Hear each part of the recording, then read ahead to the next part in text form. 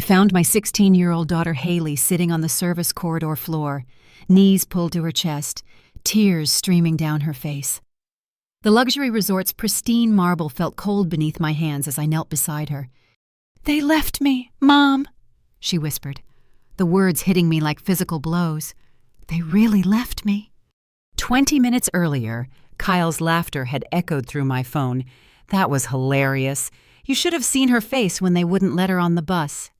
I never thought my own family would endanger my daughter, but as I held Haley in that sterile hallway surrounded by the sounds of a Caribbean paradise, I realized they had done exactly that. The foundation for this betrayal had been laid 5 years earlier when my husband Daniel announced he was leaving us for his 23-year-old assistant. The divorce was brutal, leaving me to rebuild our lives from scratch while raising Haley, who was only 11 at the time.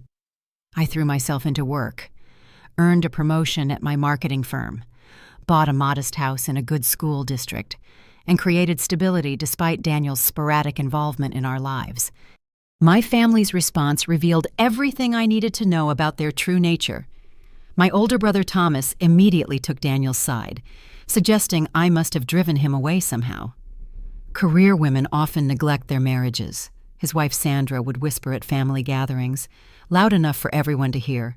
Their children, Kyle, 18, and Jenna, 17, absorbed these attitudes, treating Haley with a mixture of pity and condescension that grew more pronounced each year. My parents, Harold and Patricia, never directly criticized me, but their actions spoke volumes. They showered Thomas's family with attention and gifts while offering me helpful advice about winning back men. When Thomas received a minor promotion, they threw him a party. When I was made department head, they sent a text message. Thomas had always been jealous of my success. While he struggled with a mid-level sales position, I had climbed the corporate ladder through sheer determination. Sandra, who hadn't worked since having children, seemed to need constant validation that her choice was superior to mine. Their children reflected these insecurities, using every opportunity to make Haley feel inferior for having a working mother. Despite this toxic dynamic, I maintained contact for Haley's sake. She deserved to know her extended family, and I refused to be the one who severed those bonds.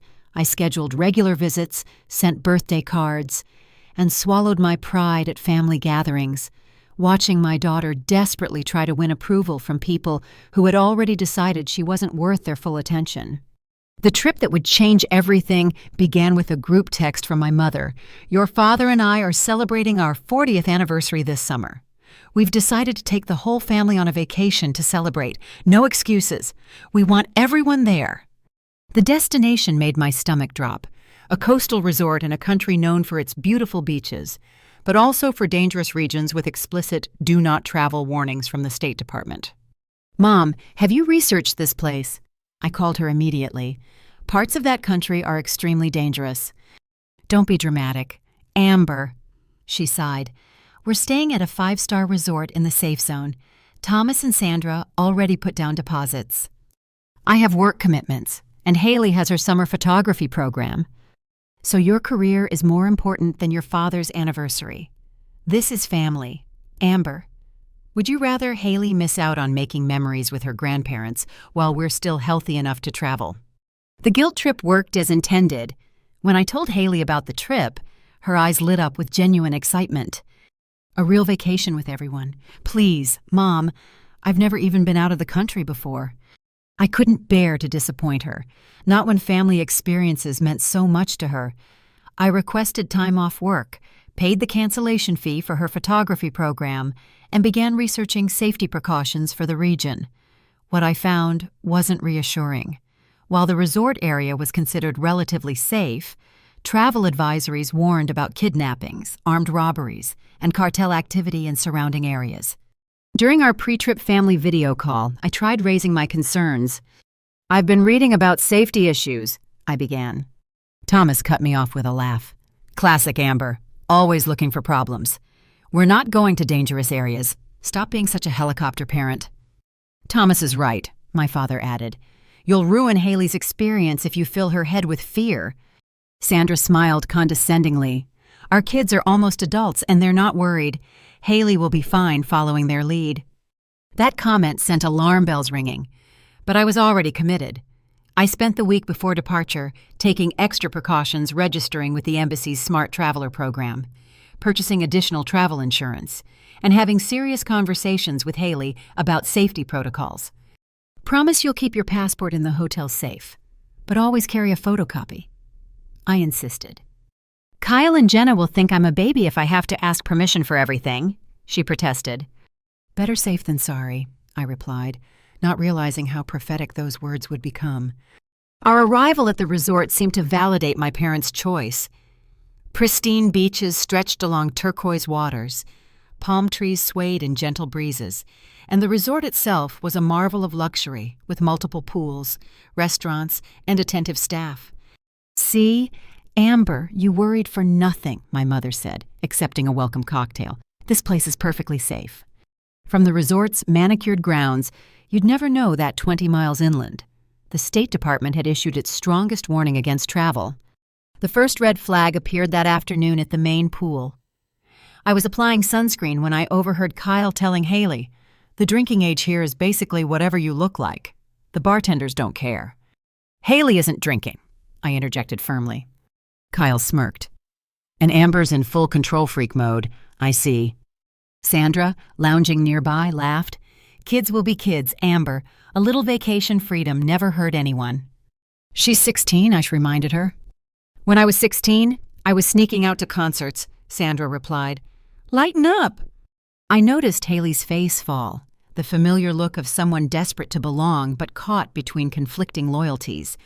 The pattern continued over the next few days. Kyle and Jenna would suggest increasingly risky activities, from wandering into staff-only areas to attempting to leave the resort premises. Each time I intervened, I was painted as overprotective, while Thomas and Sandra were praised for giving their children independence.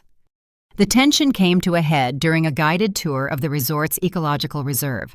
The guide emphasized staying on marked paths due to local wildlife, a rule Kyle and Jenna immediately flouted by venturing toward a restricted area. "Kids, please stay with the group," the guide called out. "We're just taking photos," Kyle shouted back, pulling Haley along with them. I started to follow when my father caught my arm. "Let her go. Amber, you can't protect her from everything."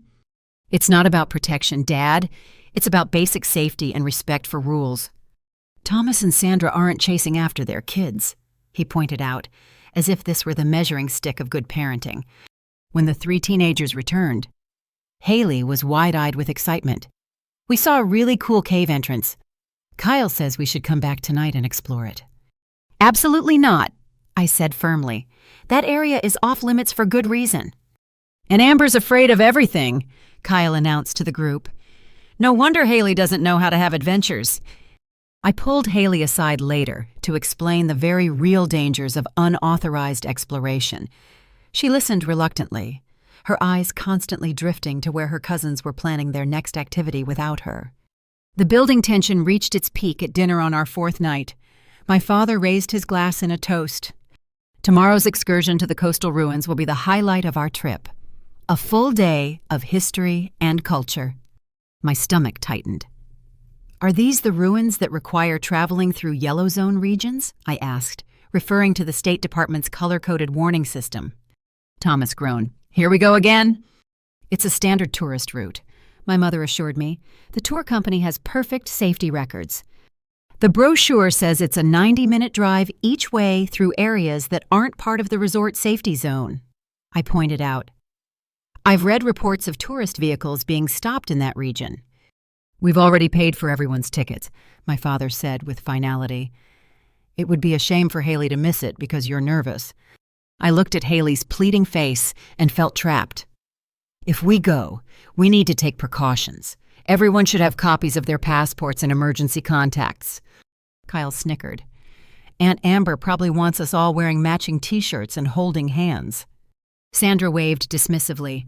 "The tour guide will handle all that. The kids don't need to carry important documents that could get lost."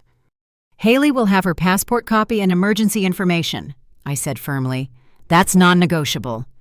After dinner, I spent an hour preparing documents and reviewing the excursion details. As we went to bed, Haley received a text that made her smile. "Jenna says tomorrow is going to be epic," she said when I asked about it. If only I had known what they were planning. The morning of the excursion arrived with perfect weather. Haley was unusually animated at breakfast, giggling over texts with Jenna while I double-checked our day packs. "Did you put your passport copy in your secure pocket like we discussed?" I asked. "Yes, Mom," she sighed, patting her shorts. "Can I go meet Jenna in the lobby?" "We'll go together once I finish my coffee," I said, noting it was only 7:30 with 30 minutes before scheduled departure. My phone buzzed with an email notification from my biggest client back home. Urgent campaign approval needed immediately. I hesitated, then opened it. The client was threatening to pull a campaign I'd spent months developing unless I approved a minor revision immediately. "I need to handle this quickly," I told Haley. "Go down to the lobby and tell everyone I'll be there in 5 minutes. Do not leave without me." "Okay," she agreed, already heading for the door. The quick email response spiraled into a 15-minute crisis management session as the client demanded a video call. By the time I wrapped it up, it was 7:50. I grabbed our bags and rushed to the lobby, already rehearsing my apology for delaying the group. But the lobby was empty of my family members. The tour desk attendant smiled at me. "Are you looking for the Coastal Ruins tour they left about 10 minutes ago?" "That's impossible," I said. "My family wouldn't leave without me. My daughter is with them." The attendant checked her list. "Wilson party, 8 passengers, departed at 7:40. They said everyone was accounted for." My heart began to race. "My daughter and I are part of that group. We weren't accounted for." She looked confused. "Mr. Wilson assured me everyone was present." I pulled out my phone to call Haley, but there was no answer. I tried my parents, Thomas, Sandra. All went straight to voicemail. The spotty cell service in the region made communication unreliable at best. "Did they leave any message for Amber Wilson?" I asked desperately. The attendant handed me a note. "Took off early, didn't want to wait. See you there, Dad." They had deliberately left without us, or so I thought. It wasn't until I received a garbled text from Haley that true panic set in. "Mom, where are you?" "They left me." Those 3 words hit me like physical blows. I called her immediately, but the call failed to connect. I sent a text, "Where are you? Stay put." Her response came through in fragments. "Hotel wouldn't let me. No passport. Kyle took a..." Ice filled my veins as I pieced together what must have happened. I began searching the hotel frantically, showing Haley's photo to staff members. A security guard finally recognized her. The young lady who tried to join the tour without documentation. I believe she went back toward the guest rooms. That's where I found her, sitting on the floor in a service corridor near the hotel's rear entrance, knees pulled to her chest, face streaked with tears. When she saw me, she broke down completely. "They left me. Mom," she sobbed as I held her. "They really left me." Once I got her calm enough to speak, the full story emerged, each detail more horrifying than the last. After leaving our room, Haley had met her cousins in the lobby. Kyle had immediately suggested they go wait by the tour bus instead.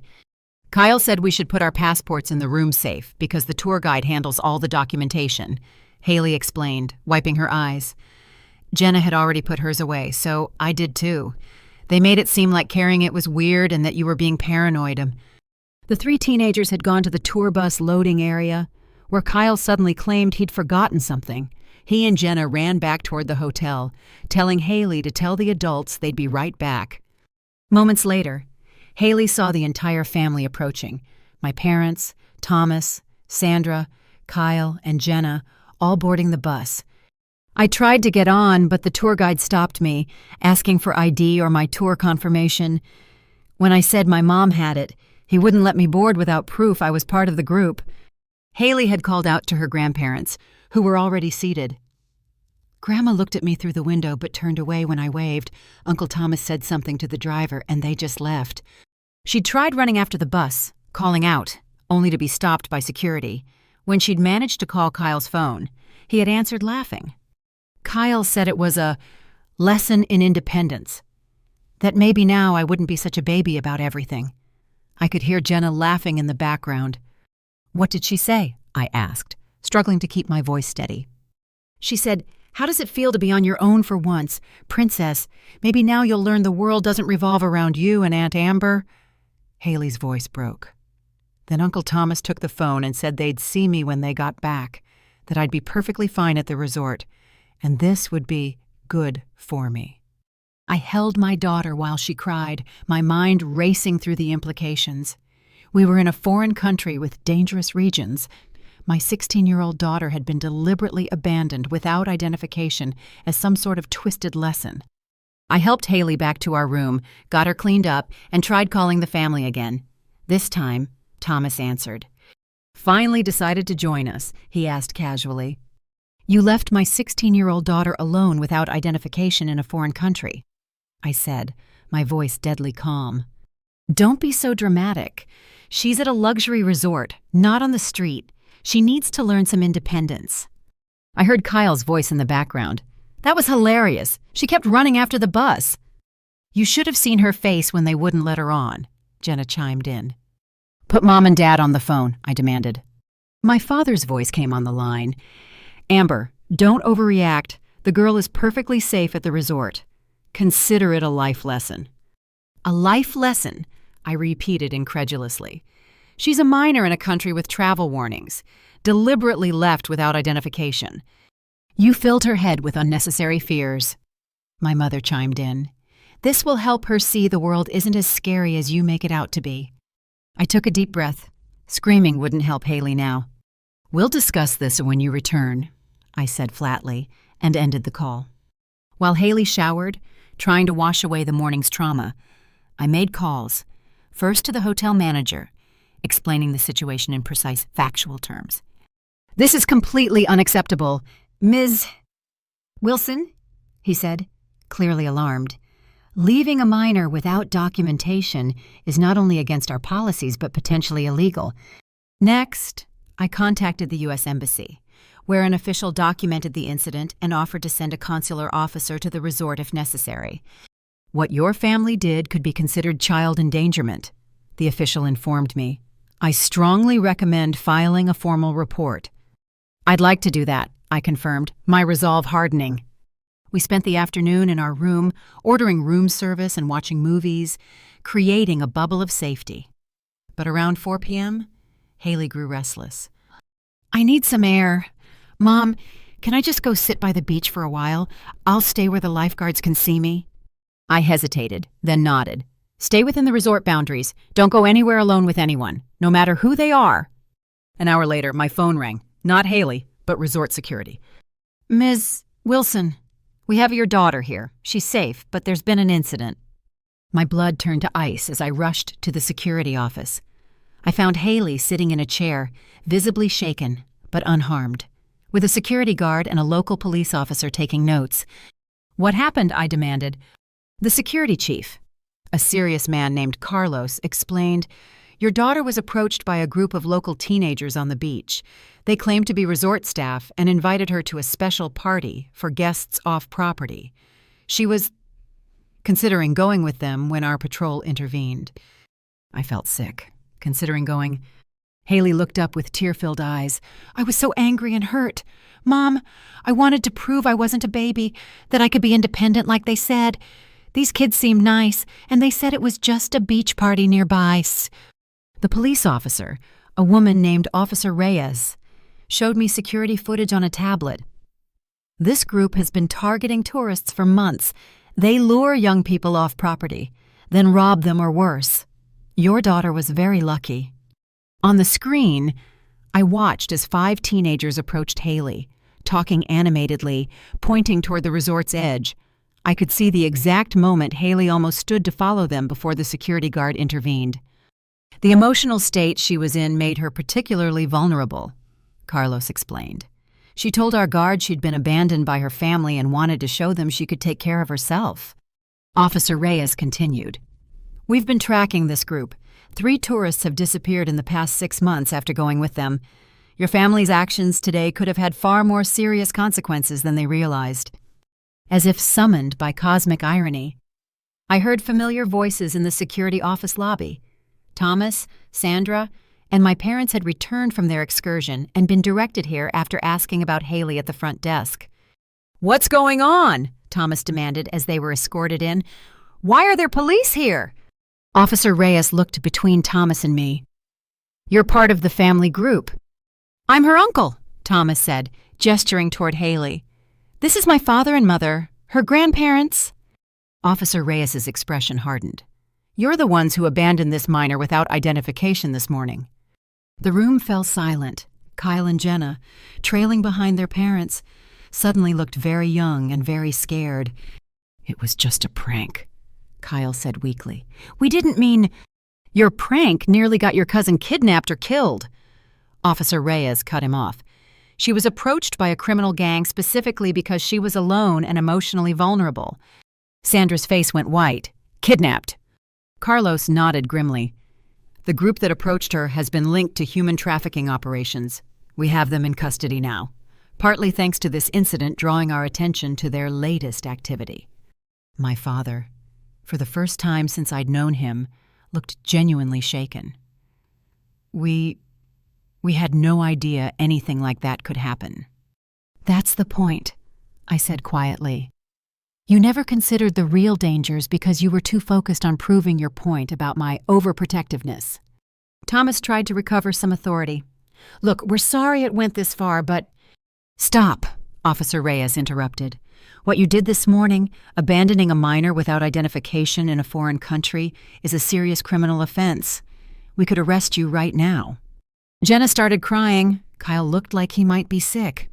"However," the officer continued, "since no permanent harm was done and the minor's mother chooses not to press charges, we'll be issuing formal warnings instead, but you'll all be banned from re-entering this country for 5 years, and this incident will be reported to U.S. authorities." "Banned," Sandra whispered. "Consider yourselves fortunate," Officer Reyes said sternly. "If that girl had been successfully taken, you'd be facing international kidnapping charges as accessories." As the police finished their paperwork, my family sat in stunned silence. The gravity of what could have happened, what they had set in motion with their cruel lesson, was finally sinking in. Kyle was the first to speak, his voice barely audible. "Haley, we're so sorry. We had no idea that I could have been kidnapped, killed." Haley's voice was steady now, stronger than I'd heard it all week. "No, you didn't think about that. You just thought about humiliating me." "We really are sorry," Jenna whispered. "Maybe," Haley replied, "but sorry doesn't change what almost happened, and it doesn't change what you all showed me about how much my safety actually matters to you." As we left the security office, Thomas tried one more time to salvage the situation. "Amber, surely we can put this behind us now. Everyone's safe. Lessons were learned." I stopped walking and turned to face him. "Thomas, my daughter was nearly kidnapped today because of your family's prank. There is no putting this behind us. There are only consequences." That evening, I made arrangements to change our flights home, using frequent flyer miles I'd accumulated through work travel. I upgraded Haley and myself to first class on an earlier departure, ensuring we wouldn't have to endure the return journey with my family. "We're leaving tomorrow," I informed my parents when they called our room. "Tomorrow, but we have 2 more days," my mother protested. "You have 2 more days. We're going home where Haley can feel safe." "This is ridiculous. Amber," my father said, "you're acting like we're criminals." "According to the police officer, you nearly were," I replied calmly. "And frankly, Dad, after today, I need to seriously reconsider our entire relationship." There was a long pause before he asked, "What does that mean?" "It means we'll discuss it when I'm ready, which won't be anytime soon." Back home, I took a week off work to help Haley process what had happened. We talked with a therapist who specialized in family trauma, and I consulted with a lawyer about the various options available to us. "You have grounds for a restraining order if you want one," the attorney explained. "But there are other ways to establish boundaries that might be more appropriate given the family relationships involved." Over the next 2 weeks, I made a series of strategic decisions. First, I restructured the education funds I'd been managing for Kyle and Jenna. The money remained available for legitimate educational expenses, but control was transferred to an independent trustee, removing myself from any future financial entanglements with Thomas and Sandra. Second, I formally withdrew my portion of the investment in the family vacation home. Years ago, we'd all pooled resources to purchase a lakeside cabin. I'd contributed nearly a third of the cost despite using it less frequently than others. Having my name removed from the property and my investment returned gave me both financial independence and psychological closure. Finally, I drafted a formal letter outlining the new boundaries that would govern any future contact between my family and us. 3 weeks after our return, I invited my family to a meeting at a neutral location, a private dining room at a local restaurant. They came reluctantly, uncertain what to expect, but clearly aware that business as usual was no longer an option. "Thank you for coming," I began, my voice calm but firm. What happened on our vacation was a turning point, not just in how Haley and I view our family relationships, but in how those relationships will function moving forward. I handed each adult a sealed envelope. These contain documentation relevant to each of you. My parents found formal notice of my withdrawal from the lake house property, along with conditions for future contact with Haley and me, scheduled visits with advance notice, no unannounced drop-ins, and respect for our decisions about activities and boundaries. Thomas and Sandra's envelopes contained documentation of the restructured education funds, along with similar contact parameters. "You've appointed a bank as trustee," Sandra said, her voice shaking slightly. "We have to submit formal requests for withdrawals." "The funds remain fully available for legitimate educational expenses," I clarified. "I've simply removed myself from decisions that could become contentious given recent events." "This is punishment, plain and simple," Thomas accused. "No," I corrected him. "Punishment would be withdrawing the money entirely, which I had every legal right to do. This is a boundary, protecting the fund's intended purpose while removing myself from potential conflicts." Kyle and Jenna received letters outlining my expectations for any future interaction with Haley. Direct apologies that demonstrated understanding of the harm caused would be the minimum starting point. "This is insane," my father declared, standing abruptly. "You're acting like we're criminals who need rehabilitation." "Family doesn't abandon family," Haley spoke up, her voice steady despite her obvious nervousness. "What you all did showed me exactly how little you value my safety, and then your prank almost got me kidnapped." "We love you both," my mother protested. "This whole situation has been blown completely out of proportion." "Has it?" I asked quietly. "Because according to the police, Haley could have been killed or trafficked yesterday. Does that seem proportional to you?" For the next hour, the conversation cycled through predictable stages: anger, bargaining, guilt-tripping, and finally, the first tentative signs of acceptance. Through it all, I maintained calm firmness, neither raising my voice nor backing down. It was Kyle who eventually broke the family's united front. "I really am sorry, Haley," he said, looking directly at his cousin for perhaps the first time. "What we did was stupid and cruel. I didn't think about how scary it would be for you, or how dangerous. I wanted to seem cool. And I was mad that Uncle Daniel always talks about you guys like you're better than us." Jenna followed her brother's lead. "We thought it would just be embarrassing, not terrifying. I didn't realize how serious it was to leave you without ID, and I definitely never thought about you getting hurt because of it." Haley studied them both before responding. "Thank you for saying that.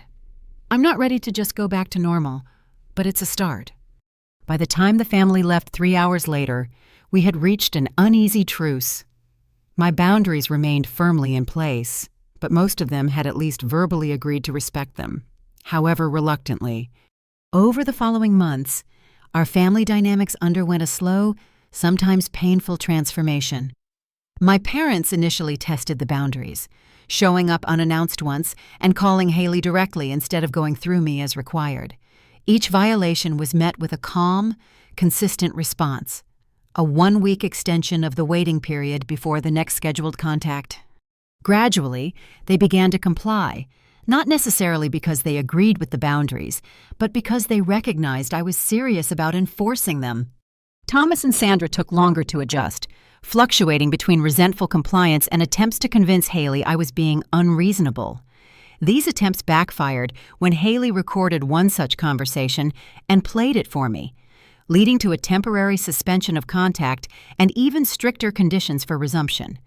Kyle and Jenna, surprisingly, adapted most quickly, perhaps because they were young enough to still be learning about consequences. Or perhaps because they truly felt remorse after seeing how close their prank had come to disaster. They made genuine efforts to rebuild their relationship with Haley. They began with written apologies, followed by supervised visits that gradually grew more relaxed as trust slowly rebuilt. 6 months after the vacation, we held our first family gathering under the new dynamic, a Sunday lunch at a neutral restaurant. The tension was manageable, the conversation careful but not entirely forced. After lunch, as we walked to our cars, my mother pulled me aside. "I still think you overreacted initially," she said carefully, "but I'm beginning to understand why you felt you needed to take such drastic measures." Coming from her, this was monumental progress. "Thank you for saying that," I replied sincerely. "Will things ever go back to how they were?" she asked. "No," I told her honestly, "but they might become something better, healthier for everyone, especially Haley." That evening, as Haley and I sat on our porch swing, she reflected on the changes of the past months. "I used to think family meant putting up with whatever they dish out," she said. "Now I understand it should be about mutual respect and actually caring about each other's safety." "That's an important lesson," I agreed, "one I wish I'd learned and taught you sooner." "Better late than never," she smiled, leaning against my shoulder. The healing process was far from complete. Trust, once broken, rebuilds slowly and sometimes incompletely. Not all family bonds survived the transformation intact. My relationship with Thomas remained strained, and Sandra still struggled to accept responsibility for her role in what happened. But watching my daughter grow in confidence and self-respect made every difficult conversation, every uncomfortable confrontation worthwhile. She learned that love doesn't require accepting harmful behavior, and that standing up for yourself isn't selfish, it's essential.